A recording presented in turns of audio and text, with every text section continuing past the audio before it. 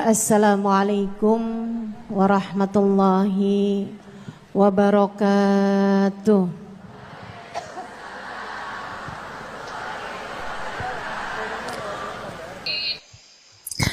Saudaraku sekalian yang saya muliakan, maka bersihkan sampah-sampah dalam hatimu itu. Caranya gimana nih, Ustazah? Dosa-dosa saya emang udah banyak banget. Saya di masa muda, di masa remaja, bahkan sampai udah tua juga nih, bergelimangan dengan dosa demi dosa. Banyak dosa saya, Ustazah. Saya zaman muda berada dalam masa jahiliyah. Dosa, segala dosa saya kerjakan. Apa yang harus saya lakukan? Bersihkan karat-karat dalam hatimu itu dengan taubat. Minta ampun sama Allah. Minta ampun sama Allah. Kamu perlu nangis sama Allah. Kamu perlu sungguh-sungguh minta ampunan sama Allah. Dosa segede gunung, kalau Allah mau melemparkannya ke dalam lautan ampunan, inna kaba'irad dunubi ful ghufrani kalamami. Katanya sahibul burda, sesungguhnya dosa-dosa besar dalam lautan ampunan, ia hanyalah seperti buih di dalam lautan. Gak ada artinya apa-apa kalau Allah mau ampuni. Dosa sebesar apapun, kalau Allah mau ampuni gak ada artinya. Tapi dosa sekecil apapun, kalau Allah mau perhitungkan, kamu gak akan selamat. Saya sampaikan padamu atas nama cinta. Dosa sekecil apapun yang kamu lakukan, jika ia tidak berjumpa dengan ampunan Allah, kamu bisa tidak selamat. Iblis nyembah Allah 70.000 tahun lamanya. Sujud di atas bumi, dia sujud, bumi dihancurkan, Allah naikin dia ke langit. Di atas langit dia sujud, ganti-ganti posisi sujudnya. Karenanya Imam Ghazali dalam kitabnya Minhajil Abidin mengatakan, ma min buk'ah minal ard was sama, tidak ada satu jengkal tanah, baik di bumi ataupun di langit, illa waqad sajad iblis fihi sajdah. Iblis udah pernah sujud di sana, di semua tempat di bumi maupun di langit. Paling banyak ibadahnya ternyata bukan seorang wali. Paling banyak ibadahnya ternyata bukan seorang nabi. Kalau hitung-hitungan panjang-panjangan ibadah, ibadahnya iblis lebih panjang daripada siapapun dari makhluknya Allah Subhanahu wa ta'ala yang pernah tinggal di bumi ini. Akan tetapi dia nggak nurut. Iblis ibadah 70.000 tahun, nggak nurut sekali doang, sekali aja. Wa idh qulna lil malaikati isjudu li Adam fasajadu illa iblis. Ketika kami memerintahkan seluruh makhluk yang ada di langit, seluruh malaikat kami perintahkan, wahai malaikat-malaikatku, sujudlah kalian kepada Adam. Fasajadu, mereka semuanya sujud, illa iblis, kecuali iblis doang. Tantang, petenteng gak mau sujud. Allah tanya, ma manaka antas judali Adam id amartuk? Iblis, apa yang bikin kamu gak mau sujud kepada Adam padahal aku yang telah memerintahkanmu. Bukankah kamu selama ini sujud di bumi, di langit untuk menyembahku? Sekarang aku perintahkan padamu untuk sujud. Kenapa kamu gak mau sujud padanya? Iblis gak bilang, ya Allah, kan perintahnya tadi malaikat. Saya kan bukan malaikat ya Allah. Gak gitu. Gak gitu. Saudariku sekalian yang saya muliakan, bahkan iblis nggak bilang, males ya Allah saya sujud, lagi bisulan, misal. Enggak gitu juga. Makanya orang yang meninggalkan taat karena malas, karena bodoh misalnya, itu lebih dimaklumi teman-teman. Daripada yang kayak iblis ini nih. Ketika ditanya apa yang membuatmu nggak mau sujud, wahai iblis, kepada Adam, iblis dengan pongahnya, dengan sombongnya mengatakan, ana khairun minhu, saya lebih baik daripada Adam. Khalaqtani min nar wa khalaqtahu min tin. Saya berasal dari api, sementara Adam berasal dari tanah. Tanah diinjak-injak ya Allah, sementara api begitu hebatnya. Fahbit minha fa innaka rajim. Kata Allah,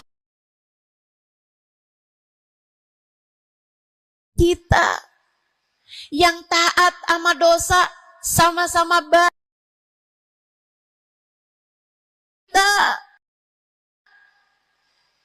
yang mungkin dosa kita lebih banyak daripada taat kita. Kayak katanya Habib Ali Habsyi, kadang ada orang Islam, malaikat raqib yang nyatet pahala nganggur berbulan-bulan. Sementara malaikat atid yang nyatetin dosa sibuk bener. Gimana dengan kita?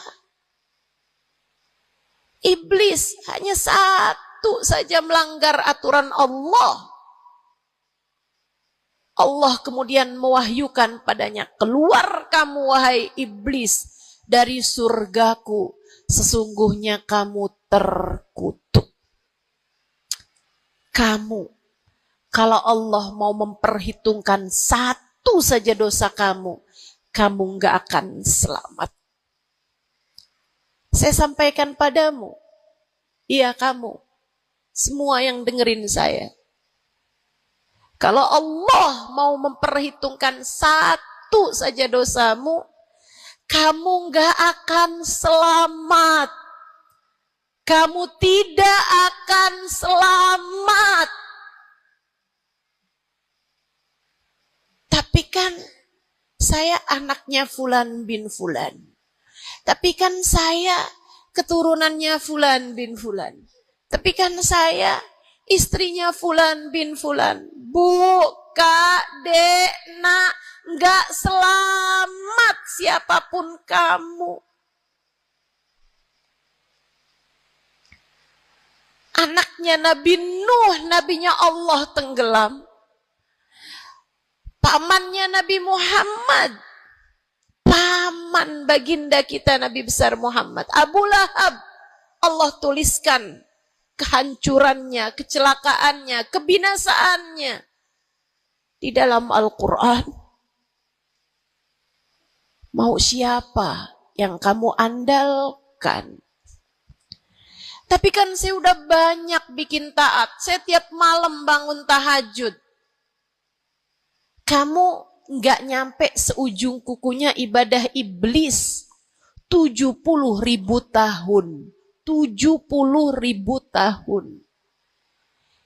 Sujud pada Allah SWT di tiap jengkal tanah. Nih tanah yang sekarang kita jejak ini pernah dibikin sujud sama iblis. Waktu iblis tinggal di atas muka bumi ini.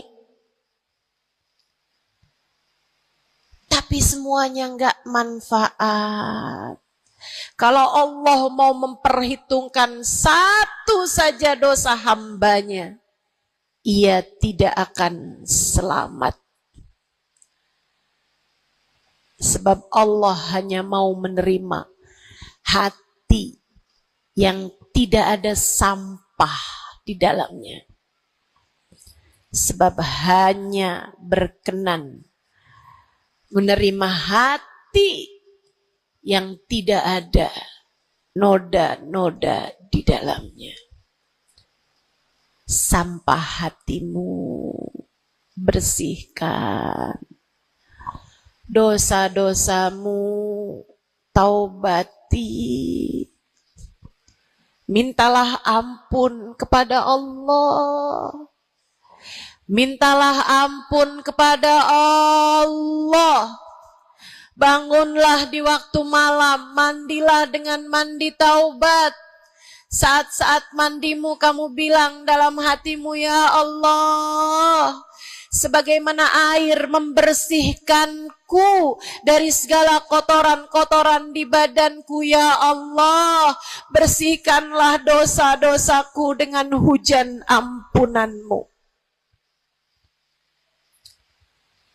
Kemudian sholatlah 2 rakaat, 4 rakaat, sholat taubat. Kemudian sesudahnya, mulailah kamu ingat dosa-dosamu. Mulailah kamu ingat dosa-dosamu. Dari sejak kamu balik sampai sekarang ini. Betapa ia telah menggunung, betapa ia telah melumuri dirimu itu, betapa ia telah menjadikan dirimu kotor. Kemudian ingatlah nikmat yang telah Allah SWT berikan, bahwa bersama dengan banyaknya dosa-dosamu, ia tak henti-henti memberikan kepadamu kenikmatan demi kenikmatan. Bahwa meski matamu berulang-ulang kau pandang yang haram dengannya, Allah masih membiarkan matamu dapat melihat. Betapa meskipun telingamu berulang-ulang kamu pakai untuk mendengarkan aib-aib orang, nyatanya sampai sekarang telingamu masih dapat mendengar. Betapa lisanmu, berapa banyak hati tersakiti dari lisanmu itu. Mertuamu kamu sakiti, suamimu kamu sakiti, anakmu bahkan kamu sakiti. Bodoh banget sih jadi anak. Astagfirullah, astagfirullah. Kamu kok bandel banget sih, mama nyesel punya anak kayak kamu. Astagfirullah.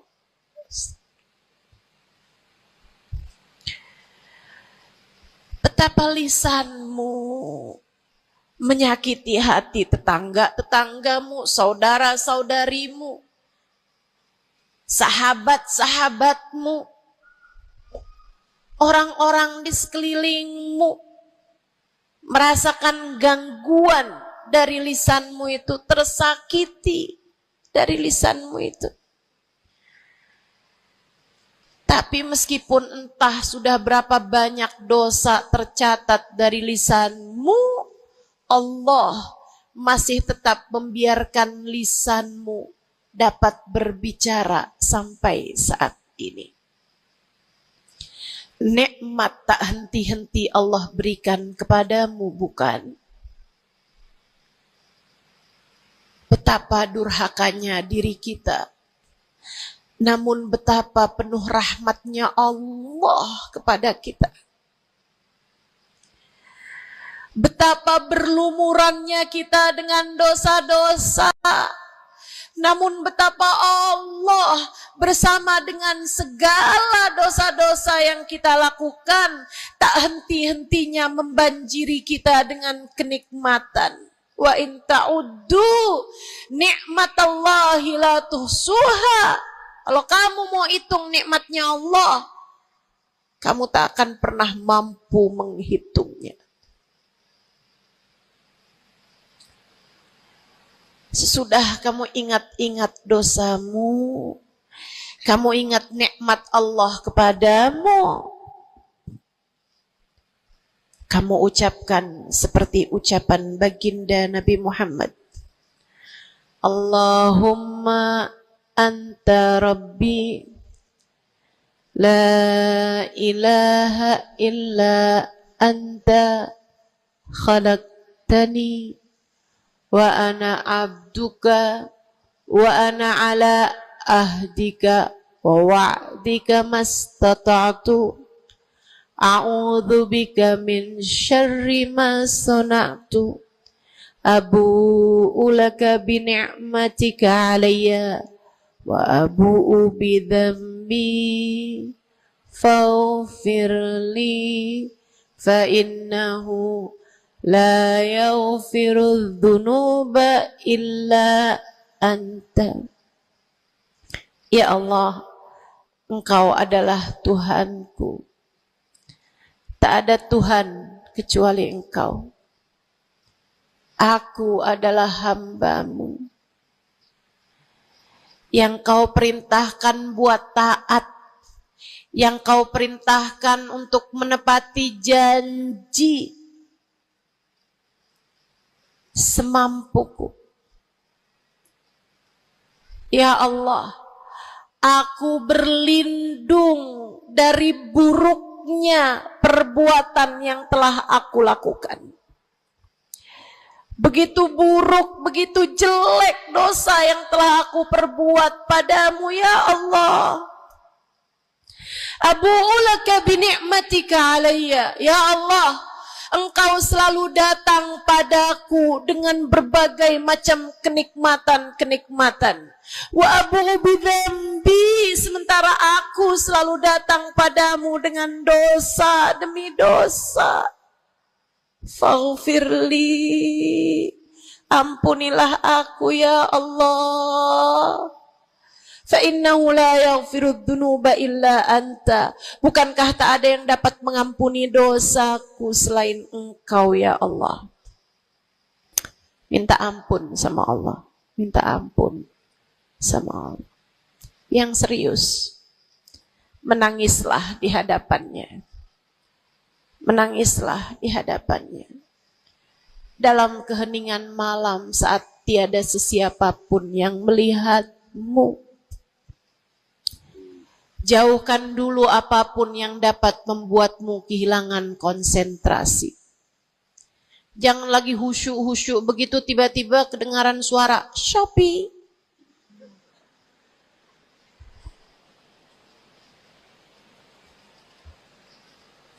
Kamu langsung jadi hilang konsentrasi. Yang mana nih ya?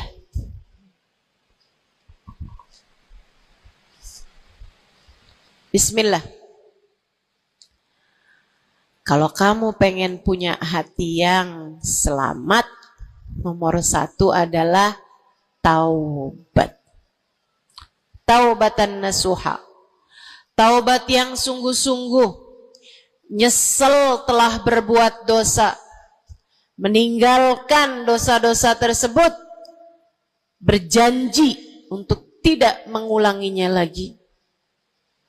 Jika dosanya terkait sama manusia, ada syarat keempat yang harus dilakukan, yaitu meminta maaf kepada orang yang telah engkau sakiti hatinya tersebut. Yang kamu habis bikin dosa sama dia minta maaf. Mudah-mudahan Allah SWT ampuni dosa-dosa kita. Amin. Semoga Allah ampuni dosa-dosa kita. Amin. Ketika ada seorang ulama ditanya, ya Syekh, wahai Syekh, kalau saya nih punya banyak hajat nih, punya banyak permintaan, tapi waktunya sempit buat doa. Doa apa yang seharusnya saya panjatkan? Misalnya nih, lagi sebentar nih bisa kepegang Hajar Aswad, lagi sebentar nih bisa ada di depan Ka'bah, lagi sebentar nih bisa ada di dekat makam Nabi Muhammad sallallahu alaihi wasallam. Sesudah kita ucap salam kepada baginda Nabi, ini apa nih yang harus saya minta kepada Allah? Hajat saya banyak, sementara waktu saya sempit buat doanya. Apa yang harus saya mintakan? Apa sebaik-baik hajat yang perlu kita mintakan di saat tidak banyak waktu untuk memintanya kepada Allah? Syekh tersebut menjawab, is'alil maghfirah, mintalah ampunan dari Allah. Sebab bagaimana mungkin kamu meminta hajat-hajat yang lain sementara kamu masih belum berada dalam pandangan rahmatnya Allah. Kamu masih terusir dari pintunya. Kamu udah minta-minta. Nih kayak istri lagi minggat sama suaminya. Kemudian dia WhatsApp, tolong dong transferin saya. Lah balik dulu.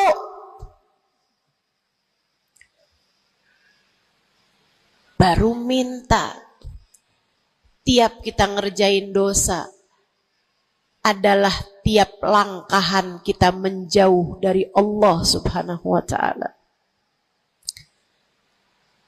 Tiap kali kamu mengerjakan dosa adalah langkahan-langkahanmu menjauh dari Allah Subhanahu wa ta'ala. Karenanya mendekat dulu, masuk dulu, Allah bukain pintu dulu, baru deh silahkan minta yang lainnya. Kalau sempit waktumu, mintalah ampunan dari Allah Subhanahu wa ta'ala. Ini kan kerjaan kita nih suka salah-salah kalau doa. Giliran lagi ada hujan nih, wah doa mustajab, langsung. Ya Allah jodoh ya Allah. Yang cakep, yang ganteng, yang kaya, yang setia, yang soleh. Banyak bener. Padahal kalau ngelihat dirinya kagak ada pantes-pantesnya. Kalau kamu pengen jodoh yang soleh, solehahkan dulu dirimu itu.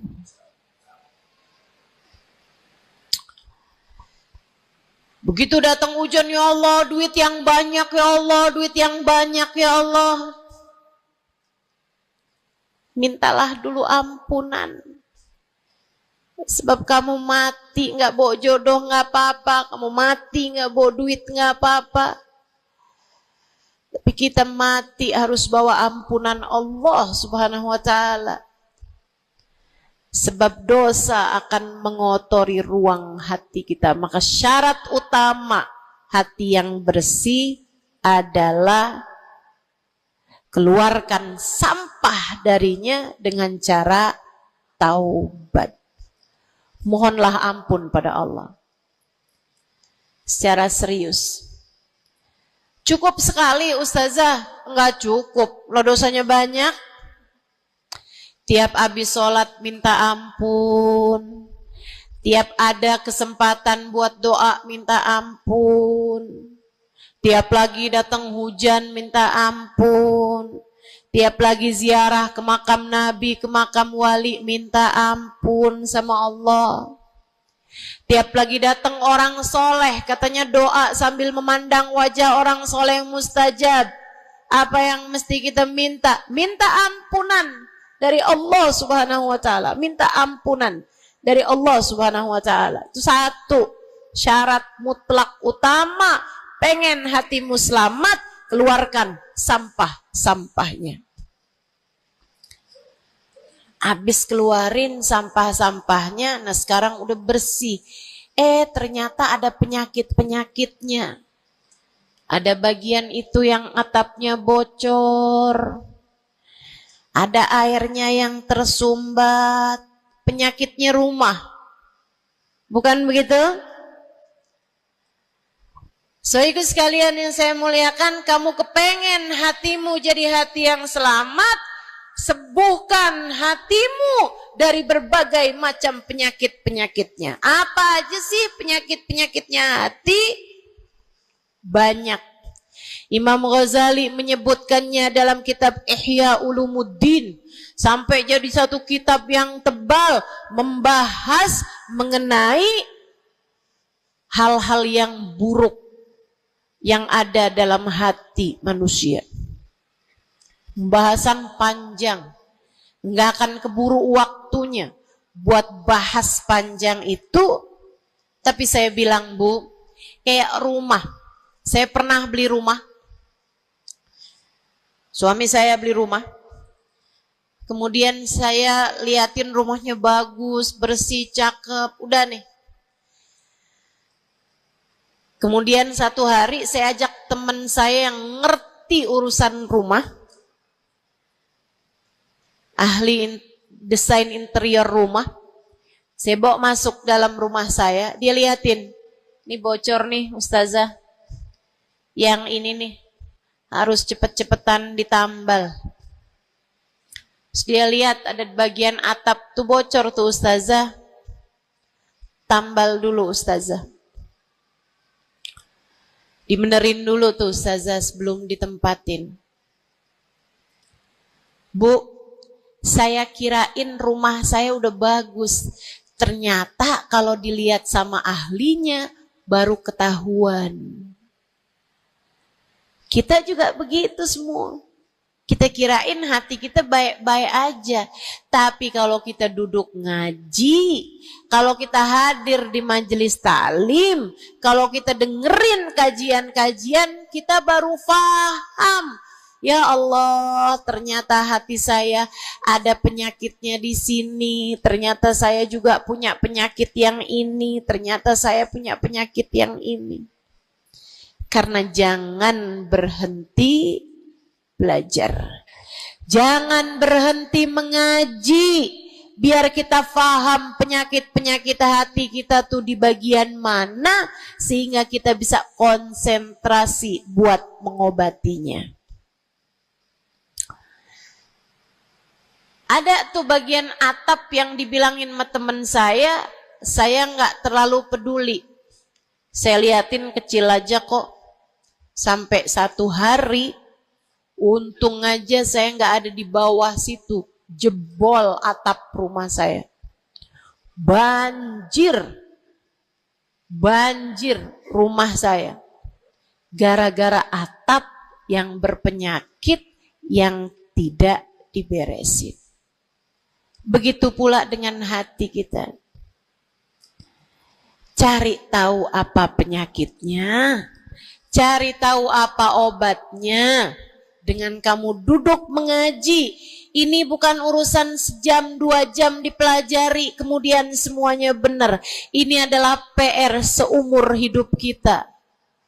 Buat sehatin hati kita. Buat bagusin hati kita. Buat bersihin hati kita. Penyakit hati paling berbahaya namanya kesombongan. Dan Bu, Kak, Dek, Nak, siapa di antara kita yang selamat darinya? Apa itu sombong, wahai Rasulullah? Kata seorang sahabat. Sebab saya senang pakai baju bagus. Saya Rasulullah senang makan enak, senang pakai baju bagus. Saya sombong kalau gitu wahai Rasul. Enggak, bukan itu yang namanya sombong. Kamu punya baju bagus, pakai. Jangan punya baju bagus. Saya kalau pakai ini kelihatannya sombong. Ya udah saya pakai yang rombeng-rombeng aja. Punya baju bagus tapi daster udah robek, itu aja yang dipakai. Tanya sama suaminya, kok kamu pakai baju yang ini sini kan robek nih. Enak, adem. Adem yang lihat, adem yang make, gerah yang lihat. Bukan itu yang namanya kesombongan. Saya punya uang, saya bisa beli mobil yang bagus, tapi saya nggak mau beli, saya takut sombong. Bukan itu yang namanya kesombongan. Saya punya uang bisa bangun rumah buat tamu-tamu. Ulama-ulama kalau datang bisa tinggal di rumah saya. Tapi saya nggak mau kayak gitu, ntar saya sombong. Bukan itu yang namanya kesombongan. Sombong, kata Nabi Muhammad, batarul haq wa ghamtun nas. Sombong adalah menolak kebenaran dan menghina orang lain, merasa diri lebih baik daripada orang lain. Itu yang namanya sombong. Merasa diri lebih baik dari orang lain. Merasa diri lebih baik dari orang lain. Sering banget ini kan kita kan? Betul? Dulu-dulu belum pakai jilbab.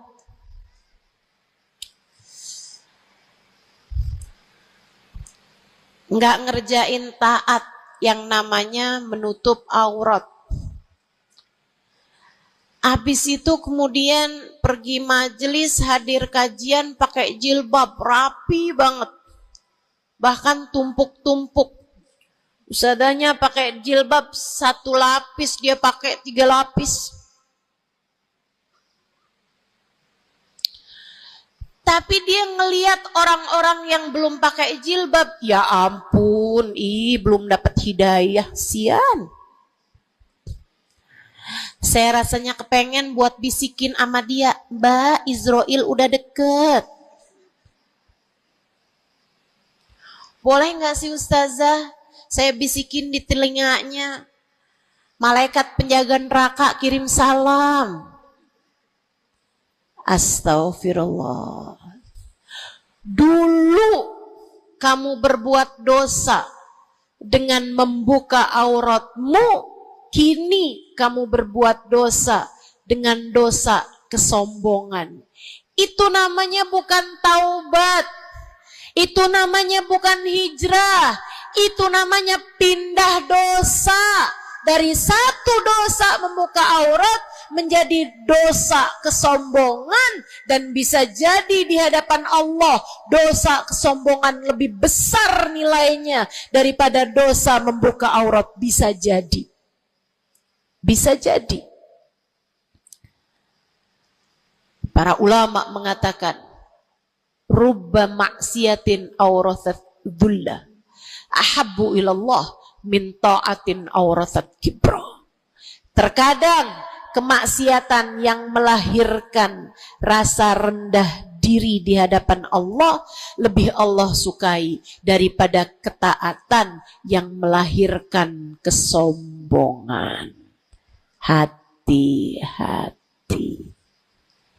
Hati-hati sama hati. Jangan biarkan kesombongan merusak hidupmu. Jangan. Ada banyak para istri yang merasa dirinya lebih mulia daripada suaminya. Banyak. Hati-hati, hati-hati. Saya belajar dari umi saya. Meninggal dunia 2 tahun yang lalu. Belum sampai hampir 2 tahun. Saudariku sekalian yang saya muliakan, saya sering bilang sama umi saya, Mi, maafin saya ya Mi ya. Umi saya bilang, Nak, maafin Umi ya. Umi punya salah sama kamu nggak kurang daripada salah kamu sama Umi. Umi punya dosa sama kamu pasti lebih banyak daripada dosa kamu sama Umi.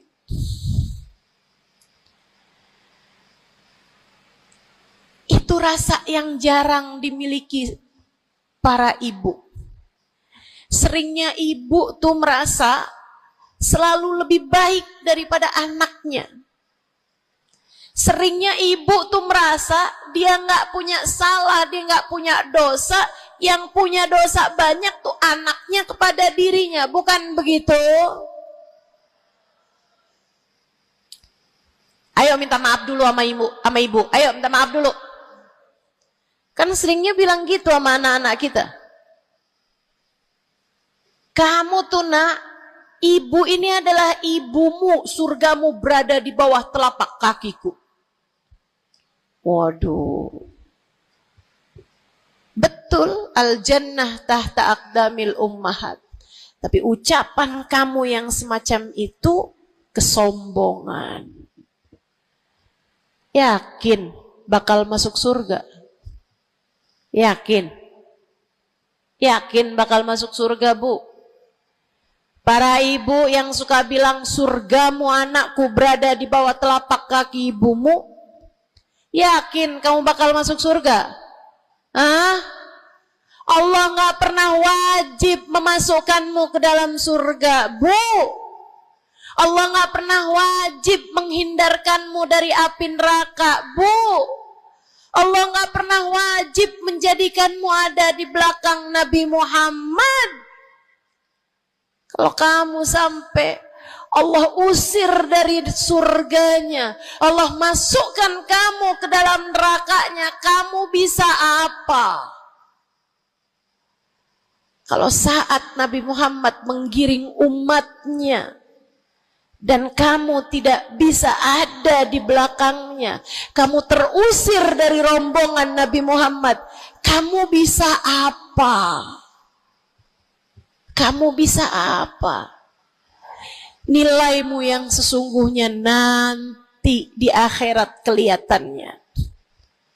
Nilaimu yang sesungguhnya nanti di akhirat kelihatannya. Jadi kalau kamu mau sombong, tar di akhirat. Kalau sampai kamu bisa masuk ke dalam surga Allah, kalau kamu sampai berada di barisan-barisan terdepan dalam rombongan Nabi besar Muhammad,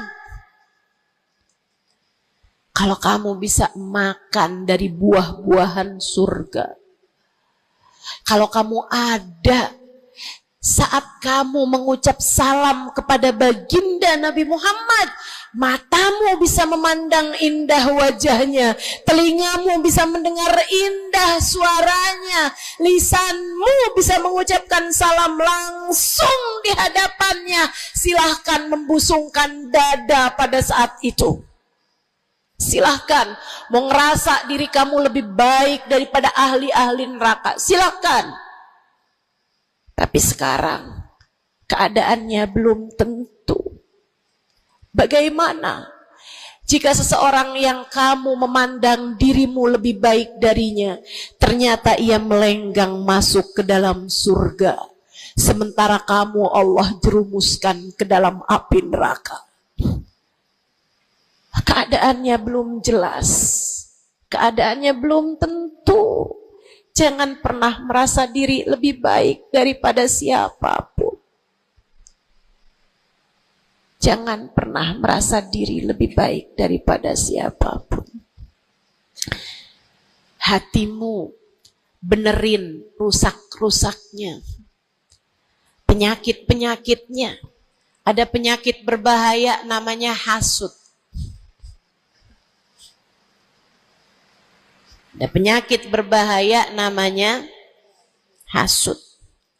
Apa itu hasud? Seneng orang lain dapat kesulitan, seneng kalau orang lain dapat kemalangan, kesusahan, susah hati kalau orang lain dapat kesenangan. Tuh. Seneng orang lain susah, susah orang lain seneng. Itu namanya hasud. Ada tetangga naikin rumah, bangun rumah, dia naik darahnya. Ada orang tetangganya yang sebelah kiri beli mobil, dia pun diangkut pakai mobil ambulan. Busuk bener hatinya, dimakan sama sifat namanya sifat hasud.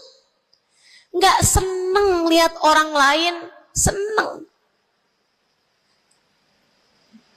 Kalau orang lain dapat kesusahan seneng bener. Si ibu itu kemarin habis tabrakan. Pantas aja dia tabrakan. Kamu tahu kan, si ibu yang itu tuh suka ngerebut laki orang. Ngerebut suami orang jelek, teman-teman, jelek. Jelek. Tapi kamu ngomongin orang juga perbuatan yang jelek, sama jeleknya. Yuk belajar buat jangan punya sifat hasud. Dia kok bikin pengajian besar, pengajian kita harus lebih besar. Urusannya apa? Bukankah majelis itu adalah dakwah mengajak orang kepada Allah? Hatimu jagain, hatimu jagain, hatimu jagain. Ada yang bisa begitu, alhamdulillah. Ada ustazah yang lebih pandai darimu, alhamdulillah. Minta doa, ambil ilmunya. Bukan malah dihasutin. Hati-hati, hati-hati. Jangan sampai hasutmu membawamu kepada terusir dari rahmatnya Allah. Kayak Bal'am bin Ba'ur. Ada zamannya Nabi Musa, teman-teman sekalian. Namanya Bal'am bin Ba'ur. Ilmunya tinggi. Sampai kabarnya jamaahnya juga banyak. Semua orang dengerin kajiannya. Ini saya serem nih. Ini saya serem nih. So ikut sekalian nih, ngeri banget nih. Ini buat orang kayak saya nih, ngeri banget nih pembahasan ini nih. Ada orang berilmu, pinter banget, namanya Bal'am bin Ba'ur, zamannya Nabi Allah Musa. Jamaahnya banyak, kalau dia hadir kajian, wow, semua orang di kampungnya hadir semuanya. Imam Ghazali cerita, dia sampai-sampai dari berilmunya, ilmunya tingginya Allah kasih sama dia ilmu yang tinggi.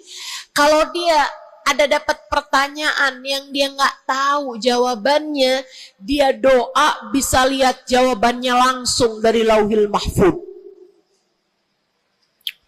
Kurang pinter apa? Kurang berilmu apa? Kurang hebat apa? Kurang dekat apa sama Allah? Kamu jadi ustazah, berapa banyak ilmumu? Kamu jadi seorang pendakwah, berapa banyak ilmumu? Kamu yang dianggap sebagai ulama, berapa banyak ilmumu? Merunduklah. Saudariku sekalian yang saya muliakan, si Bal'am bin Ba'ur, kabarnya sampai para malaikat turun ikut serta mencatat pelajaran-pelajaran yang dia berikan. Yang ngaji sampai bukan cuman orang, bukan cuman jin ikut ngaji, sampai malaikat-malaikat Allah ikut ngaji. Kurang apa hebatnya? Tapi Allah hancurkan Bal'am karena sifat hasud. Nabi Allah Musa datang ke kampungnya Bal'am bin Ba'ur. Jamaahnya Bal'am bin Ba'ur semua datang kepada Nabi Musa. Nabinya Allah, tentu saja semua datang. Semuanya datang kepada Nabi Musa. Semua minta doa kepada Nabi Musa.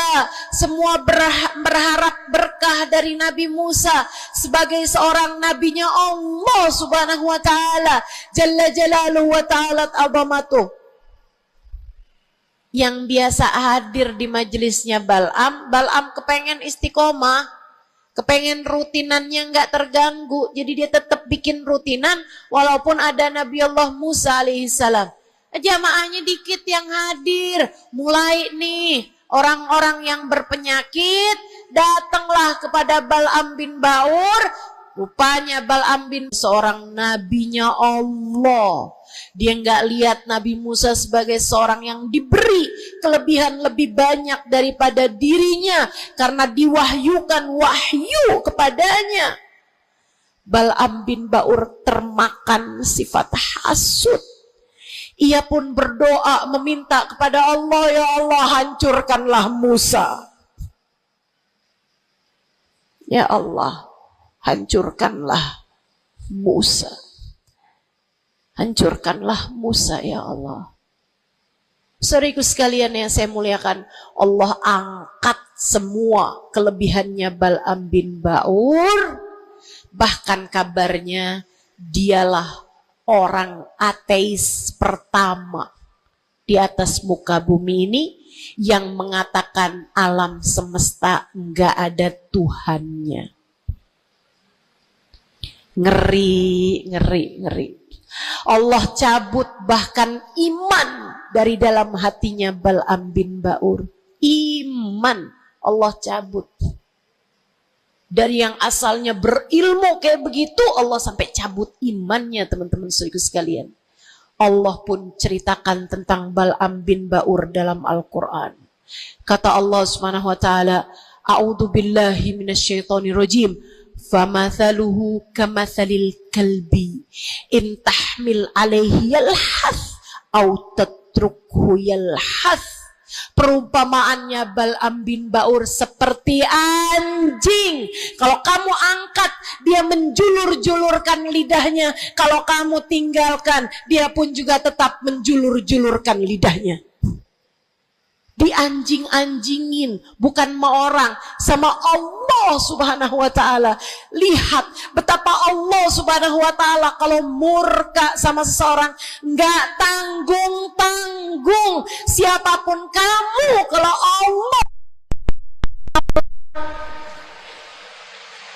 Allah murka sama kamu, nggak tanggung-tanggung murka Allah.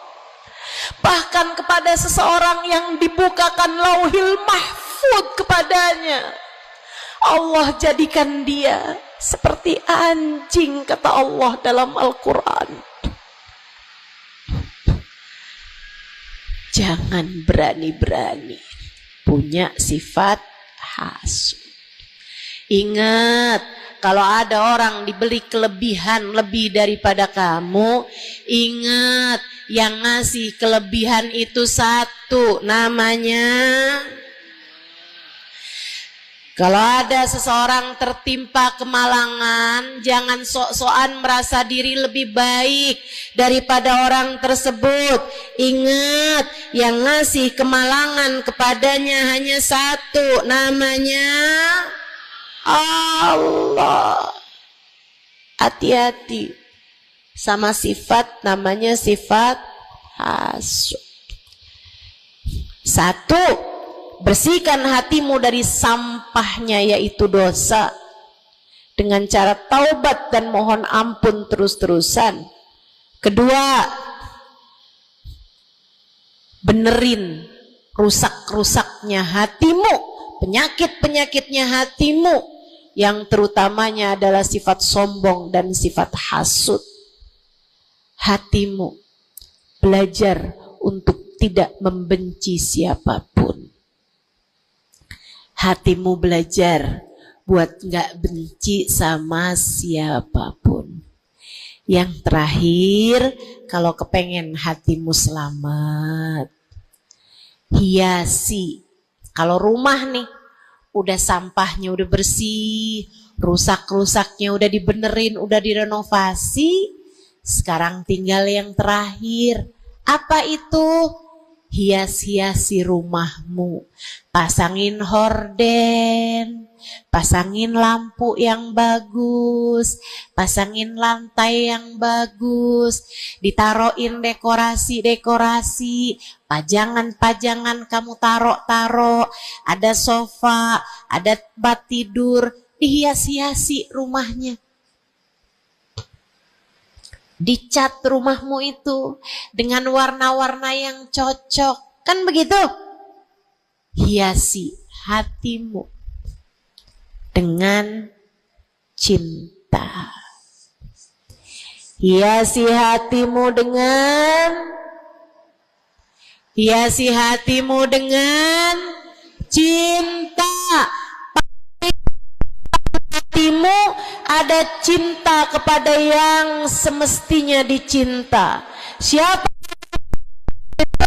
Nomor 1 Allah, nomor 2, nomor 3 cintai apapun dan siapapun pada cintanya Allah dan Rasulnya. Cintai ulama karena mereka adalah pewaris para nabi.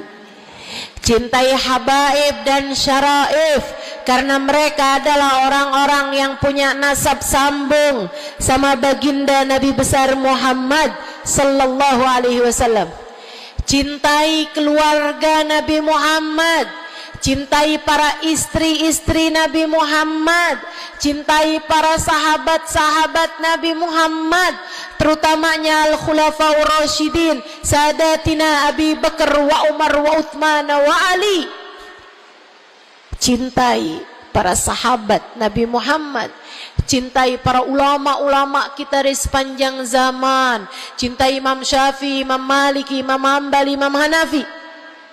Cintai para ulama-ulama kita dari atas sampai kepada ulama-ulama kita yang sekarang ada. Cintai siapapun yang bawa Nabi Muhammad, bawa Allah, yang bikin kamu jadi kenal Allah, kenal Nabi Muhammad. Cintai.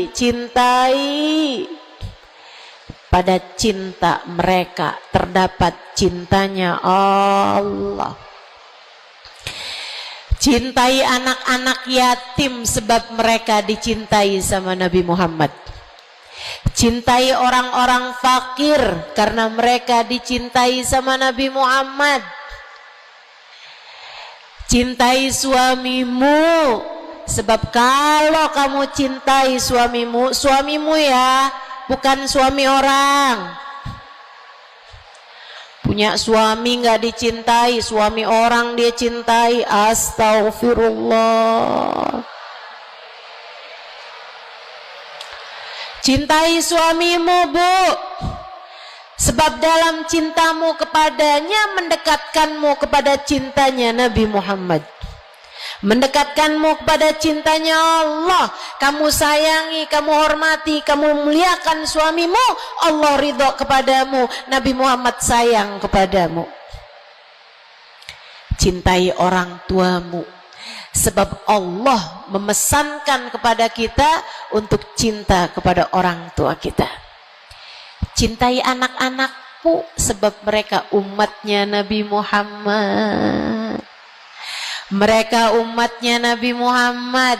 Nabi Muhammad sangat sayang sama umatnya yang masih kecil-kecil. Nabi Muhammad sangat sayang sama umatnya yang masih belia, masih remaja. Mereka disayangi sama Nabi Muhammad, maka kamu pun harus sayang sama mereka. Yang tua-tua di antaramu sayangin, yang muda-muda di antaramu sayangi. Kata Nabi Muhammad, laisa minna man lam yuqir kabirona walam yarham saghirona. Tidak termasuk di antara umat Islam yang enggak hormat sama yang tua, yang enggak sayang sama yang muda. Cintai semuanya. Terakhir, cintai dirimu sebab kamu umat Nabi Muhammad. Cintai dirimu sebab kamu hambanya Allah. Jangan merasa diri nggak berharga. Dirimu berharga. Dirimu layak masuk surga kalau kamu taat sama Allah. Jangan menganggap diri nggak ada artinya. Jangan. Kamu berarti sebab ada kalimat paling tinggi di dalam hatimu. Bunyinya kalimat La ilaha illallah Muhammad Rasulullah. Kamu berharga, saudariku sekalian. Kamu berharga. Jangan mau menghinakan dirimu dengan kemaksiatan. Jangan mau menghinakan dirimu dengan merebut suami orang. Jangan mau menghinakan dirimu dengan berharap uang. Kemudian kamu meminta-minta kepada orang. Kamu mengemis-ngemis kepada orang. Kamu umat Nabi Muhammad. Kamu hamba Allah Subhanahu wa ta'ala. Kalimat indah ada di dalam hatimu. Jangan hinakan dirimu itu. Mari terhormat. Jalanin sholat, jangan pernah tinggal. Mari terhormat. Tutup auratmu, jangan dibuka-buka. Mari terhormat. Cintai dirimu. Bangun di waktu malam. Sholat malam. Angkat tangan, minta kepada Allah. Mari terhormat, baca sholawat sebelum tidur. Wahai Rasulullah, saya adalah umatmu, berharap akan dapat masuk surga di belakangmu ya Rasulullah. Mari cintai dirimu sebagai hamba Allah, sebagai umat Nabi Muhammad. Insya Allah. 3 hal itu jika kamu lakukan, bersihkan hati dari dosa-dosa, sembuhkan penyakitnya hati yang ada dalam dirimu, kemudian yang terakhirnya, hiasi hatimu dengan cinta dan kasih sayang kepada siapapun yang ada di atas muka bumi ini. Sayangi aja semuanya, cintai aja semuanya, sebab dalam cinta kepada semuanya terdapat cintanya Allah dan Rasulnya. Saya sakit, tapi saya tetap datang ke Pontianak karena saya sayang, karena saya cinta sama orang-orang Pontianak. Bukan karena Pontianaknya, tapi karena yang berkumpul di sini adalah umatnya Nabi Muhammad. Saya berharap dengan saya datang padamu, umatnya Nabi Muhammad, semoga Nabi kalian berkenan memandang saya dengan kasih sayangnya. Saya datang ke sini walaupun sakit, karena saya tahu kalian semua hambanya Allah.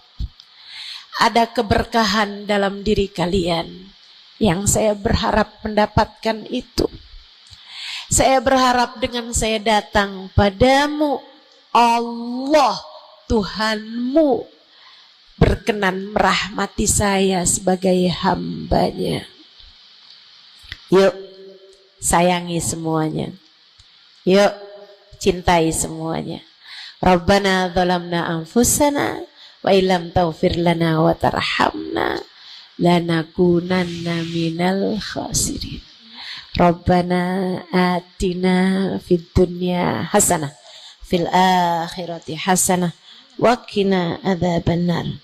Bifadli subhana rabbika rabbil izzati amma yasifun, wassalamun alal mursalin, walhamdulillahi rabbil alamin.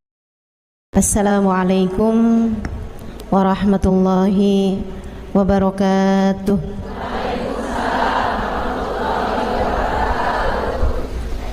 Alhamdulillah, wassalatu wassalamu ala Rasulillah Muhammad ibn Abdillah wa ala alihi wa sahbihi wa man wala.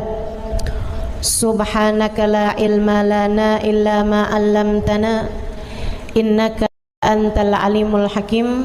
Rabbi shrah li sadri wa yassir li amri wahlul 'uqdatan min lisani yafqahu qawli. Amma ba'du. Baik, sebelum kita mulai, kita akan baca niat belajar bersama-sama. Mudah-mudahan ilmunya nanti sekali lagi jadi ilmu yang manfaat buat kita sekalian.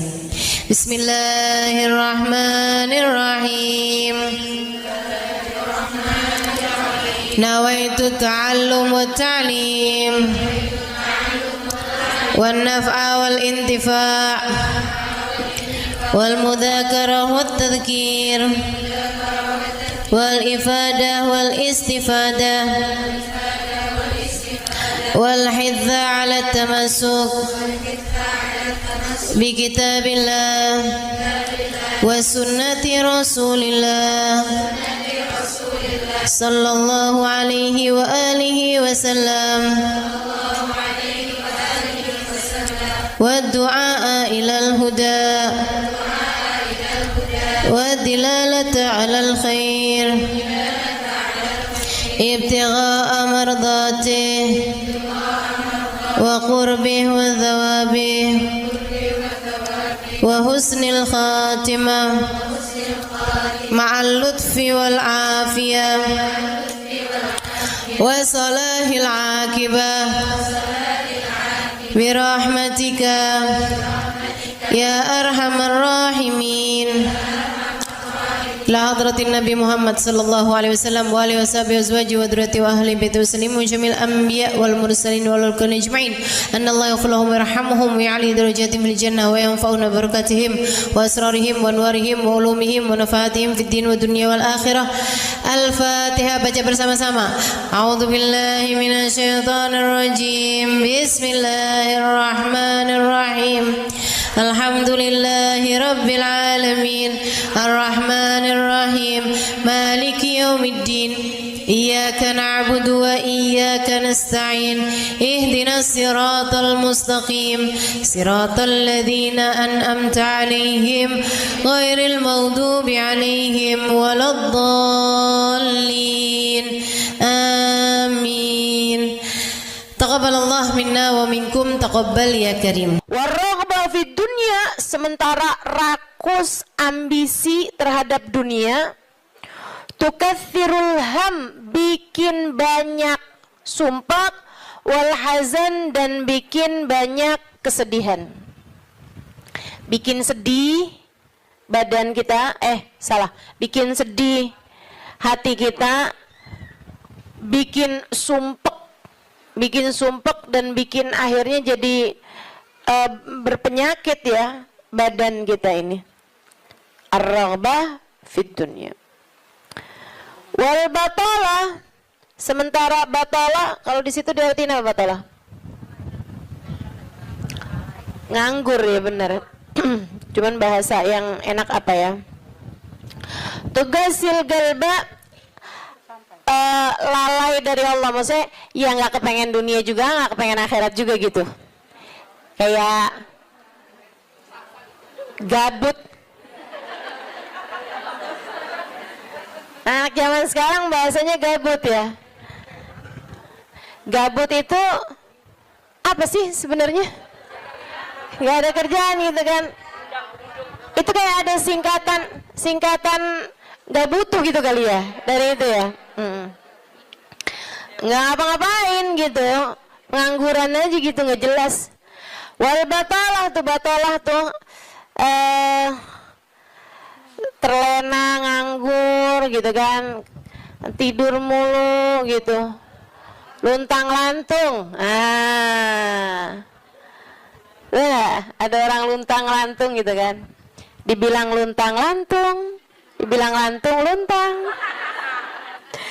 Tugasil galba, bikin keras hati. Bikin keras hati. Nganggur tuh penyakit bahaya memang. Bahaya. Wa qala alaihi salatu wassalam, dan bersabda pula baginda Nabi besar Muhammad,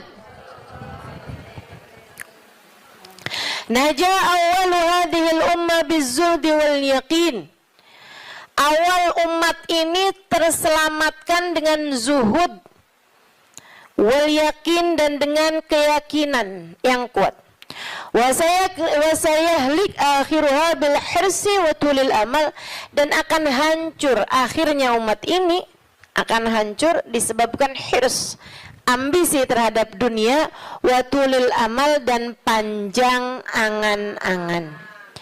Wa ma warada minal ayati wal akhbar wal athar fi dammi dunya wa dammil muhibbina laha warraghibina fiha wa dammil hirsi 'alaiha kharijun anil hasr. Dan apa yang warid, apa yang datang dari ayat, hadis, athar itu yang disampaikan oleh Nabi maupun para ulama, fi dammid dunya, dalam celaknya dunia, maksudnya mengenai betapa buruknya dunia, betapa buruknya orang-orang yang mencintai dunia, betapa buruknya orang yang ambisi terhadap dunia, dan mil hirs 'alaiha, betapa buruknya orang yang rakus terhadap dunia. Banyak sekali kharijun anil hasr, enggak bisa kehitung. Ayat, hadis maupun ucapan para ulama mengenai betapa buruknya dunia, betapa buruknya para pecinta dunia dan lain sebagainya ini banyak banget hadisnya, keterangannya enggak kehitung. Watasani fil ulama, dan karangan-karangan para ulama rahmatullahi alaihim, semoga rahmat Allah senantiasa tercurah kepada mereka, minas salaf wal khalaf, baik dari ulama zaman dulu maupun ulama-ulama belakangan, masyhunah bidzalik, penuh sekali dengan hal-hal yang seperti itu. Kayak Imam Ghazali gitu kan, nulis dalam kitabnya baik Ihya Ulumuddin ataupun kitab yang terakhirnya beliau itu namanya Minhajul Abidin dan lain sebagainya, itu banyak banget mengenai hal-hal yang seperti ini gitu. Betapa pentingnya kita untuk zuhud terhadap urusan dunia. Tsumma inad dunya ibaratun wallahu a'lam bisawab. Sampai situ ya. Nabi Muhammad alaihissalam mengatakan, az-zahada fid dunya tuyrihul qalba wal badan. Zuhud dunia nih. Apa tuh zuhud? Zuhud itu teman-teman tidak mengharapkan kesenangan dunia dari Allah sekalipun ya, enggak minta gitu, enggak seneng gitu sama kesenangan dunia dari Allah.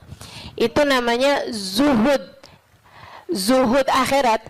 Dan juga teman-teman, zuhud ama manusia itu tidak menginginkan apa yang ada pada manusia, apa yang dimiliki orang enggak kepengen.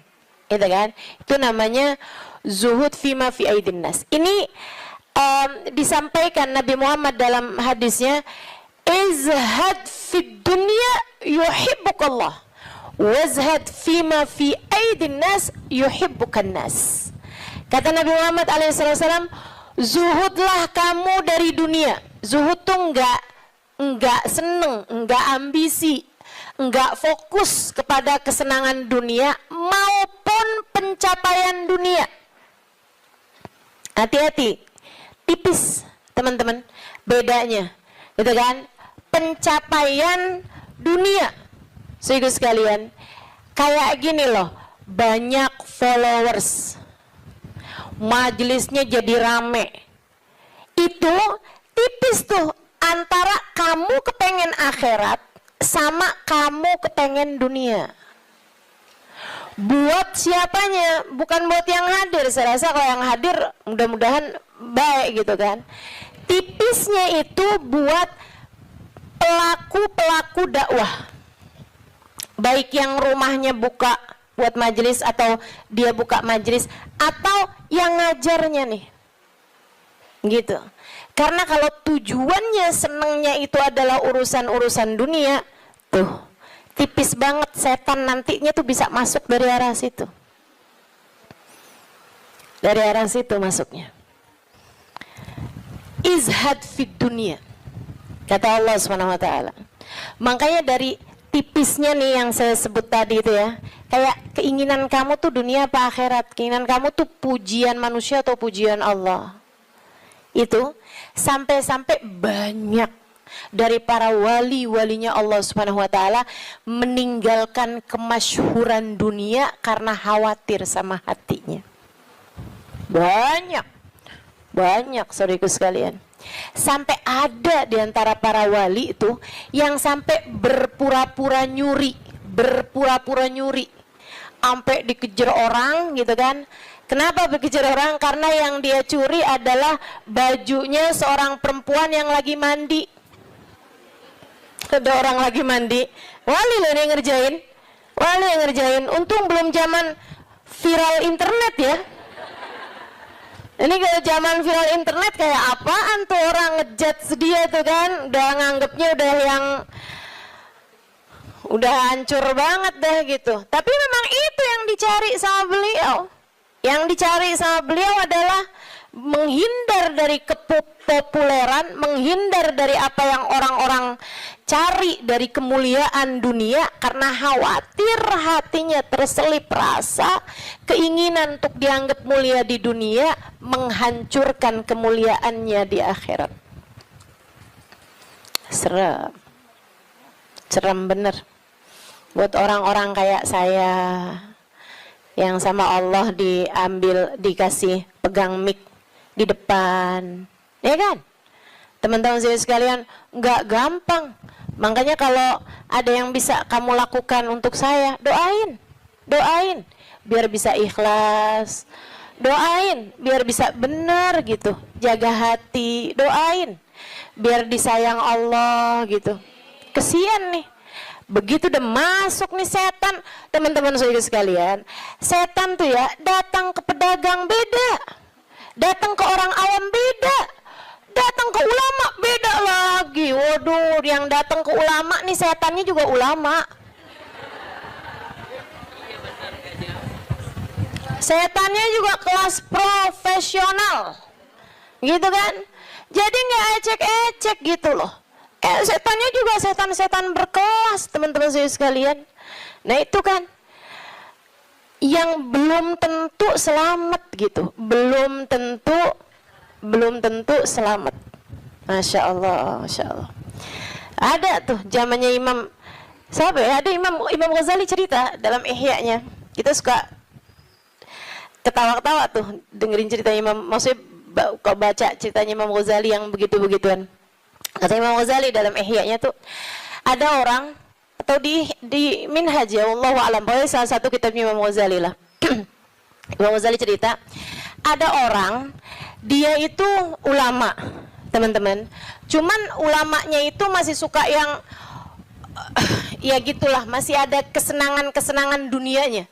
Senang sama popularitas, senang sama dimuliain orang, senang sama ini sama itu sama ini sama itu. Ada satu ulama khomul.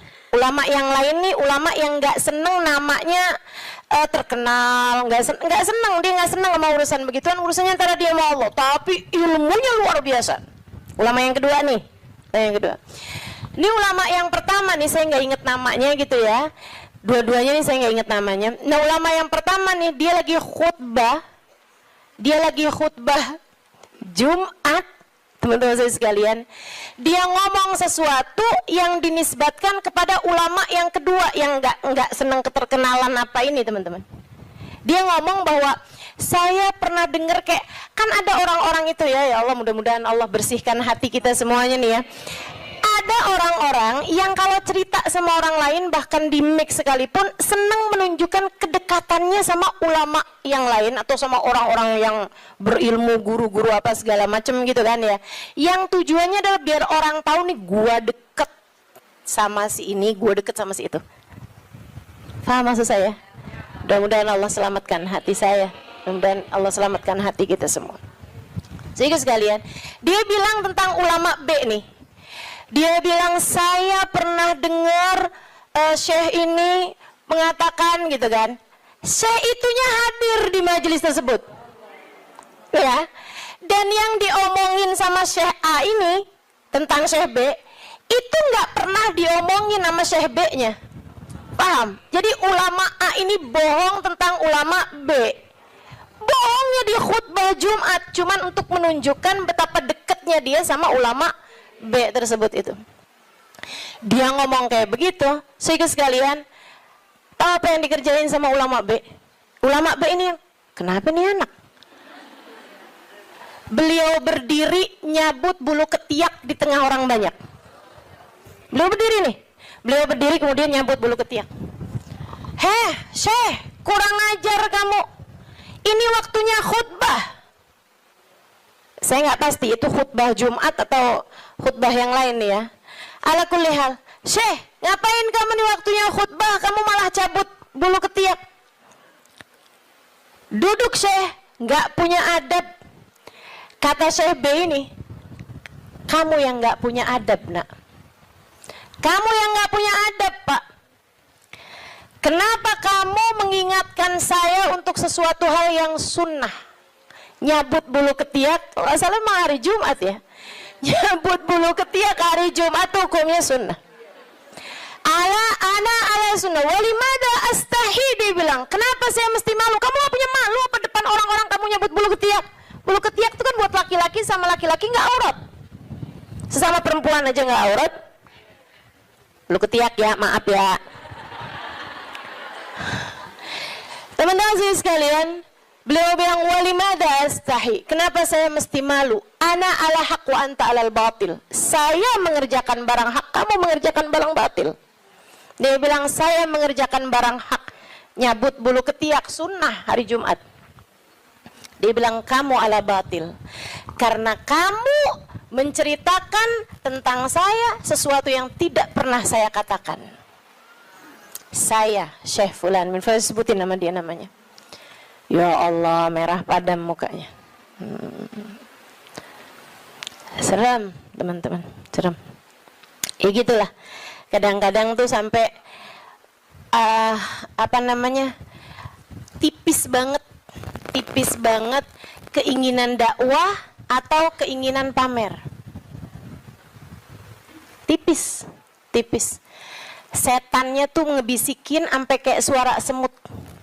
Katanya Nabi Muhammad alaihi salatu wassalam, ar-riya yadhubbu ala ummati kadhabibin naml. Riya itu bersuara di hati umat saya kayak suaranya semut, nyaris enggak kedengeran suaranya. Antara kamu seneng agama Allah jadi tinggi atau kamu seneng nama kamu jadi tinggi. Tipis, segaris, bahkan lebih tipis daripada kulit bawang teman-teman.